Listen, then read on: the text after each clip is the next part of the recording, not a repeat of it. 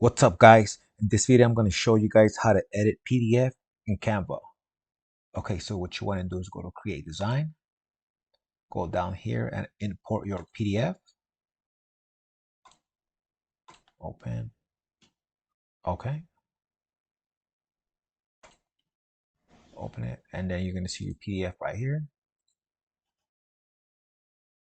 and then you'll be able to edit whatever you need to edit. This is just something I grabbed online, but whatever you need to edit, you can just go to it.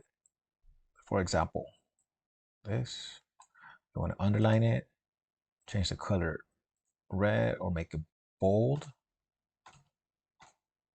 There it is. Same thing over here. 2002. Make it bold. Change the color to yellow. Underline. Same thing. Simple. Okay, and that's it, guys. How to edit PDF in Canva. If this video helped you out, give it a like and subscribe. See you guys in the next one.